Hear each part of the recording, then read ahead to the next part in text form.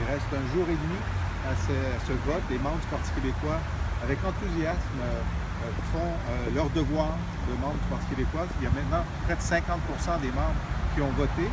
Alors, s'il y en a qui continuent à chercher des signaux, à savoir pour quelles raisons choisir notre campagne plutôt qu'une autre, on en a un majeur aujourd'hui. Alors, Nicolas Marceau, bien sûr, c'est quelqu'un que je connais et j'estime depuis avant qu'on soit en politique tous les deux. Nous avions échangé dans des groupes de sociodémocrates.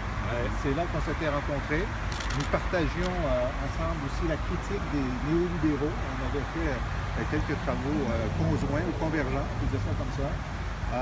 Et je sais que Nicolas est un indépendantiste qui sait compter. Il sait que pour faire l'indépendance, il faut additionner, il faut trouver la bonne équation, il faut faire le bon calcul. Et pour moi, pour rester dans cette métaphore, Nicolas est une addition essentielle à notre équipe.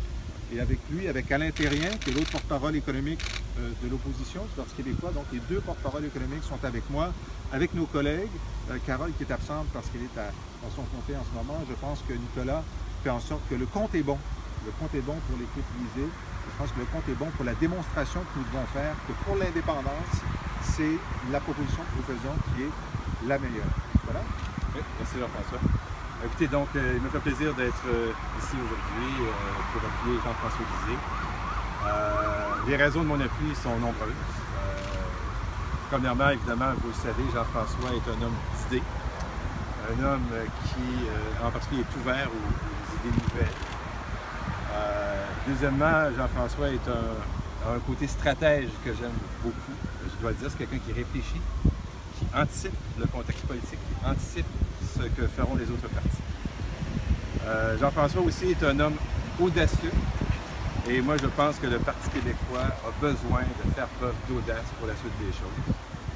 Jean-François aussi est capable et a la volonté d'aborder tous les sujets. Il n'y a pas de tabou avec Jean-François. Même les sujets difficiles, par exemple la question identitaire, et il est capable de les aborder, ces questions-là, avec rigueur, avec ouverture, avec intelligence. J'ai également pris le temps d'examiner les plateformes économiques de tous les candidats, vous vous en doutez, quelque chose qui m'intéresse beaucoup.